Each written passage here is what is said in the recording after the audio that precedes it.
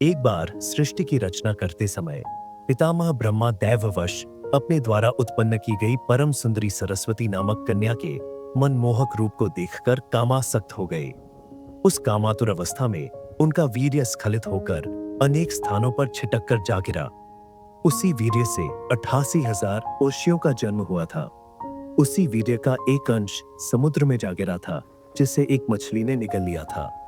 उसी अमोघ वीर्य के कारण वह मछली गर्भवती हो गई और कवि नारायण ने उस गर्भ में प्रवेश कर लिया। जिस समय शिव पार्वती को उपदेश दे रहे थे, वह उपदेश मत्स्य गर्भ में स्थित कवि नारायण ने सुन लिया था। तो आज हम जानेंगे कैसे एक मछली के गर्भ में रहते हुए उन्होंने यह दिव्य ज्ञान प्राप्त किया। कैसे एक साधारण बालक, एक मत्स्य पुत्र आगे चलकर महान योगी बना, और क्या था उस रहस्यमय ज्ञान के पीछे का अद्भुत रहस्य। तो आइए इतिहास के उन गहरे रहस्यों को खोलते हैं। ब्रह्मा, विष्णु और शिव, इन त्रिदेवताओं के संयुक्त अवतार कवि नारायण ने मत्स्येंद्रनाथ के रूप में अवतार ग्रहण किया था। एक बार कैलाश पर्वत पर विराजमान देवाधिदेव भगवान शिव से पार्वती जी ने कहा, हे स्वामी, आप अजर और अमर हैं, परंतु मुझे इस संसार में बार बार जन्म लेना पड़ता है। इसका क्या कारण है? आप कौन से मंत्र का जाप करते हैं?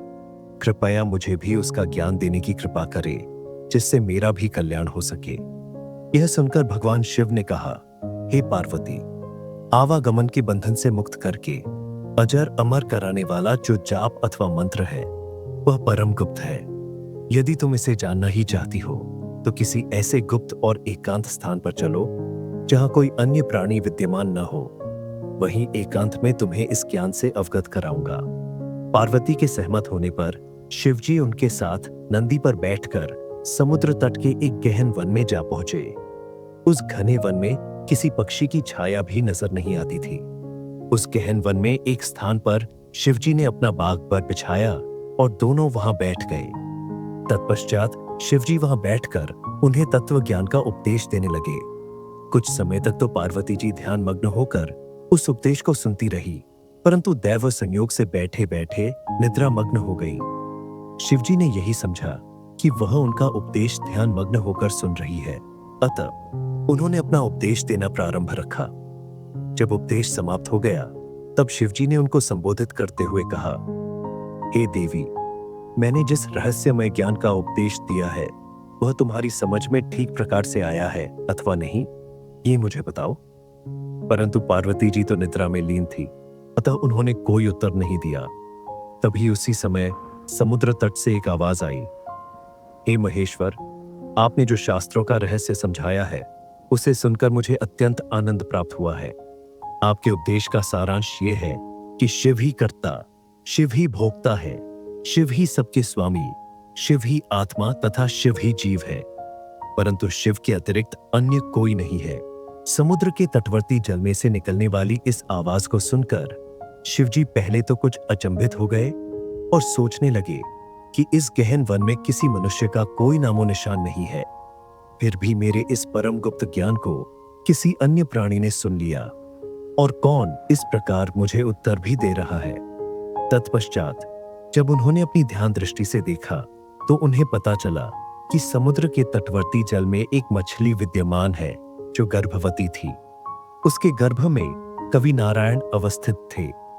उन्हीं कवि नारायण ने मेरे इस ज्ञानोपदेश को सुनकर मुझे यह उत्तर दिया है। यह जानकर शिवजी ने मत्स्य स्थित गर्भ में कवि नारायण को संबोधित करते हुए कहा, हे कवि नारायण, मुझे आपके यहाँ उपस्थित होने का तनिक भी आभास नहीं था, परंतु आपने मेरे इस रहस्यपूर्ण ज्ञानोपदेश को भली भांति समझ लिया। यह जानकर मैं अत्यधिक प्रसन्न हूं, क्योंकि आप तत्व ज्ञान प्राप्त करने के योग्य हैं। हे कवि नारायण, आप इस समय गर्भ में स्थित हैं, अतः इस समय इस तत्व ज्ञान का मनन करते रहिएगा। यथा समय जब आपका जन्म हो जाए, तब समयानुसार बद्रिका आश्रम आकर मुझसे मिलिएगा। वहां मैं सिद्धों के महागुरु भगवान दत्तात्रेय द्वारा आपकी दीक्षा एवं उपदेश कराऊंगा। उसे ग्रहण कर आप अजर और अमर हो जाएंगे। इस प्रकार शिवजी कवि नारायण जी को बद्रिकाश्रम आने के लिए कहकर पार्वती जी के साथ वहां से चले गए। प्रसव का समय आने पर मछली ने अपने गर्भ में स्थित अंडे को समुद्र तट पर ही छोड़ दिया। उसी अंडे में कवि नारायण स्थित थे। समुद्र तट पर पड़े उस अंडे को वहां आकर कुछ बगुलों ने चोंच मारकर उसे तोड़ दिया। उस अंडे के फूटते ही उसमें स्थित तेजस्वी बालक रूपी कवि नारायण प्रकट होकर रोने लगे। बालक के रोने की आवाज सुनकर बगुला वहां से उड़ गया। कुछ समय पश्चात कामिक नाम का एक मछुआरा वहां आ पहुंचा। सूर्य के समान तेजस्वी बालक को रोते हुए देखकर उसका दिल भर आया और उसने उस बालक को उठाकर अपने सीने से लगा लिया। कामिक की कोई संतान नहीं थी। वह उसे भगवान का प्रसाद समझकर अपने घर ले आया। बहुत देर तक वह उस बालक को अपने हृदय से लगाकर पुचकारता रहा। उसी समय आकाशवाणी हुई कि हे कामिक, यह कोई साधारण बालक नहीं है, यह कवि नारायण का अवतार है। यह मछली के पेट से उत्पन्न हुआ है, अतः इसका नाम मच्छेंद्रनाथ रखना। अब तू अपने पुत्र की भांति इसका लालन पालन कर। तेरे सब पाप नष्ट हो जाएंगे और तू पृथ्वी पर अमर हो जाएगा। यह सुनकर कामिक ने उस बालक को अपनी पत्नी की गोद में देकर कहा, यह बालक हमें भगवान ने दिया है, और अपनी पत्नी को शुरू से लेकर आकाशवाणी तक की घटना उसे बता दी। कामिक की पत्नी शारद्वता संतान के वियोग में दिन रात तड़पती रहती थी। उस बालक को देखते ही उसके स्तनों में दूध की धारा बह निकली।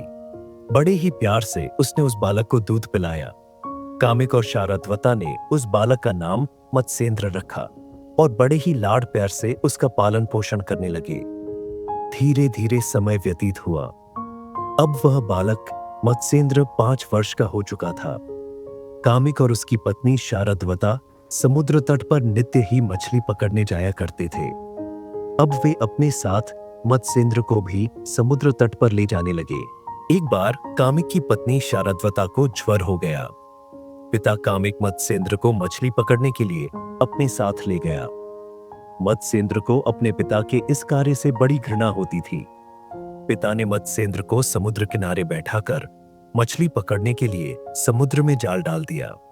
जब उस जाल में मछली फंस गई तो उसने उन मछलियों को टोकरी में डाल दिया और जाल डालने के लिए समुद्र की ओर चला गया। इधर बालक मत्स्येंद्र ने जब उन मछलियों को तड़पते हुए देखा तो उसका मन बहुत ही दुखी हुआ और उसने उन सब मछलियों को समुद्र के पानी में डाल दिया। जब कामिक वापस मछली पकड़कर वहां आया तो उसने टोकरी को खाली देखकर मत्स्येंद्र से पूछा, इस टोकरी की मछलियां कहां गईं? मत्स्येंद्र ने निडर होकर कहा, आप जिन मछलियों को पकड़कर लाए थे उन्हें तड़पता देखकर मैंने पानी में डाल दिया।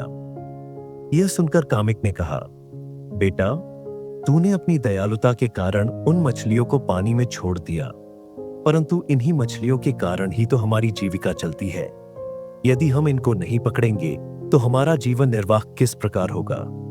इसलिए अब तुम इन मछलियों को पानी में मत डालना। यह कहकर कामिक ने मछलियां टोकरी में डाल दी और पुनः मछली पकड़ने समुद्र में चला गया। इस प्रकार बालक को समझाकर कामिक फिर से समुद्र में चला गया था। इधर मत्स्येंद्र ने विचार किया कि मेरे पिता यह कार्य करना नहीं छोड़ेंगे और मैं इन मछलियों की यह दयनीय अवस्था नहीं देख सकता, अतः मुझे यहां से कहीं और चले जाना चाहिए। यह विचार करके मत्स्येंद्र मछलियों की टोकरी को वहीं छोड़कर एक ओर चल दिया। कामिक मछलियां पकड़ने में व्यस्त था, इसलिए उसे मत्स्येंद्र के जाने का पता नहीं चला।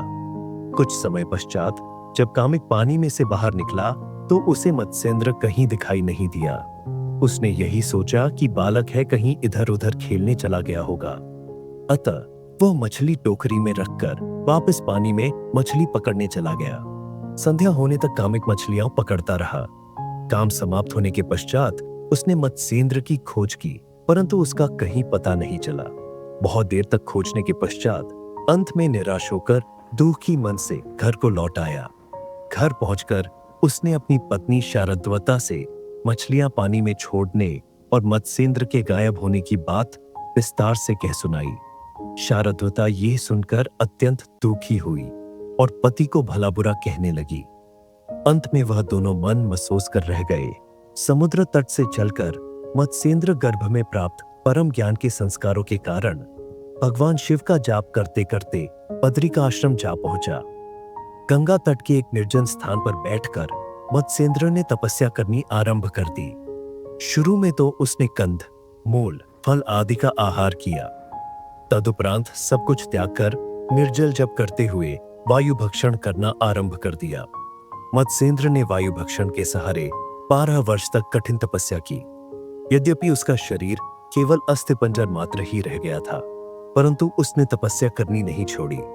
बालक मत्स्येंद्र के उस उग्र तप को देखकर भगवान दत्तात्रेय का हृदय द्रवित हो गया और वे भगवान शिव को अपने साथ लेकर बद्री का आश्रम जा पहुंचे।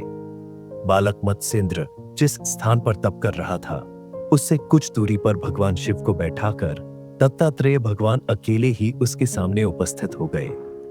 भगवान दत्तात्रेय ने मत्स्येंद्र से तपस्या करने का कारण पूछा।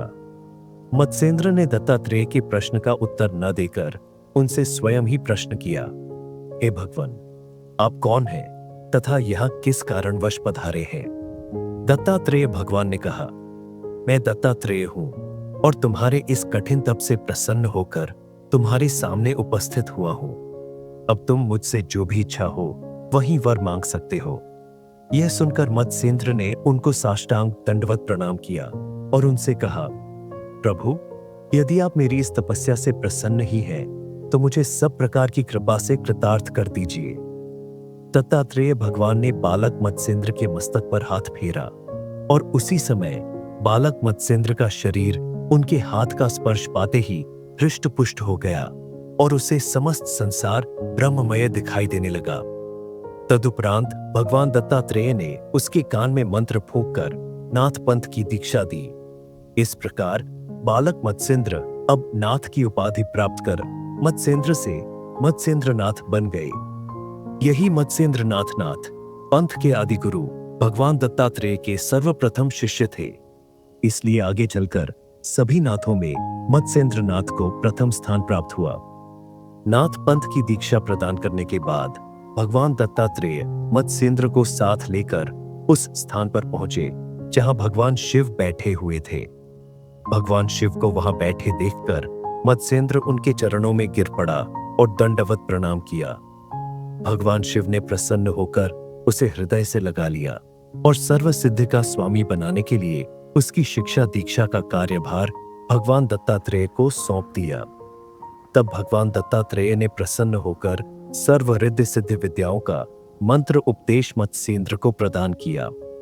भगवान दत्तात्रेय ने शिवजी की आज्ञा अनुसार मत्स्येंद्रनाथ को योग विद्या, वेदांत, मंत्र विद्या, शास्त्र विद्या आदि का ज्ञान देकर उनको सभी विद्याओं में पारंगत कर दिया। नाथ संप्रदाय का निर्माण कर दत्तात्रेय जी और भगवान शिव मत्स्येंद्र को आशीर्वाद देकर अपने अपने स्थानों को चले गए और मत्स्येंद्रनाथ तीर्थ यात्रा के लिए रवाना हो गए। गुरु दत्तात्रेय की आज्ञा पाकर मत्स्येंद्र तीर्थों का भ्रमण करने लगे। तो दोस्तों, आज हमने जाना कि मत्स्येंद्रनाथ जी का जन्म कैसे हुआ और कैसे उन्हें दिव्य दीक्षा प्राप्त हुई। लेकिन कहानी यहीं खत्म नहीं होती। अगले भाग में हम जानेंगे कि मत्स्येंद्रनाथ के प्रिय शिष्य महान गुरु गोरखनाथ का जन्म कैसे हुआ और उन्होंने अपनी आध्यात्मिक यात्रा कैसे तय की। तो हमारे साथ जुड़े रहिए और इस अद्भुत यात्रा का हिस्सा बनिए। अगर आपको यह वीडियो पसंद आया हो तो इसे लाइक, शेयर और सब्सक्राइब करना न भूलें, ताकि हमें और भी शानदार वीडियो बनाने की प्रेरणा मिलती रहे। धन्यवाद। जय गुरु गोरखनाथ।